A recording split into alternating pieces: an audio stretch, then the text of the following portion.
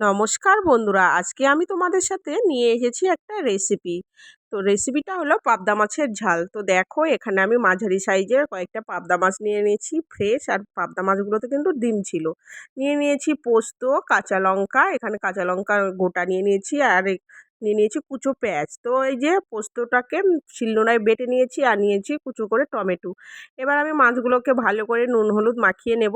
নিয়ে তোমরা কিন্তু চাইলে একটু সর্ষের তেলও দিতে পারো, কারণ পাবদা মাছ খুব ফাটে, মানে তেল ছিটকে আসে, তো সেই জন্য ভয়ে তোমরা দিতে পারো। আমি দিইনি, আমি এমনিই ভেজে নিয়েছি। তো প্রথমে আমি কড়াই নিয়ে নিলাম, একটা কড়াইটা গরম হয়ে গেছে, এবার সর্ষের তেল দিয়ে দিলাম, আর তারপরে মাছগুলোকে ভেজে নিলাম। তারপরে দেখো দিয়ে দিয়েছি কালো জিরে ফোড়নে। তারপরে এই যে পেঁয়াজগুলো দিয়ে ভালো করে ভেজে নিয়েছি।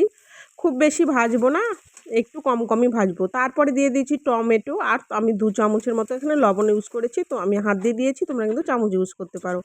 তারপরে দিয়ে দিয়েছিলাম ঢাকা। আর দেখো, এমনি থেকেই কিছুই দিইনি, তবুও কিন্তু কি সুন্দর কালার এসেছে টমেটো আর নুনটা দিয়েই। তারপরে এখানে হলুদ দিয়ে দিলাম একটুখানি লঙ্কা গুঁড়ো, একটুখানি চিনি। আমি কিন্তু এমনি একটুখানি লঙ্কা গুঁড়ো দিয়ে দিয়েছিলাম, কারণ আমি পোস্ততে 4টে কাঁচা লঙ্কা দিয়ে বেটে নিয়েছি পোস্তটা, সেটাও কাঁচা লঙ্কারও ঝাল হবে, তাই না? আর দেখো, এই যে শুকনো লঙ্কাটার হলুদটা দেওয়ার পরে টমেটোটা দিয়েই কিন্তু খুব সুন্দর একটা কালার এসছে। তেলটা ছেড়ে দিয়েছে, এবার আমি এর মধ্যে দিয়ে দেবো সেই পোস্ত আর কাঁচা লঙ্কাটা বাটা। আচ্ছা, বলে রাখি, তোমরা এখানে টক দই, চার মগজ, কাজু বাদাম এগুলো দিলে কিন্তু খেতে আরও টেস্টি হয়। যেহেতু খুব গরম, তাই আমি খুব মানে কম মশলায় রান্না করেছি, কিছুই দিইনি, শুধু মানে পোস্ত আর কাঁচা লঙ্কা। তারপরে এই যে মশলাটাতে থেকে যতক্ষণে না তেল ছেড়ে দেবে ততক্ষণে তো কষাতে হবে। তারপরে হয়ে গেছে, তারপরে দিয়ে দিলাম জল। আমি কিন্তু এখানে গরম জল ইউজ করেছি, তোমরা ঠান্ডা জল চাইলেও কিন্তু গরম জলটা দিলে না ভালো হয় তরকারির টেস্ট।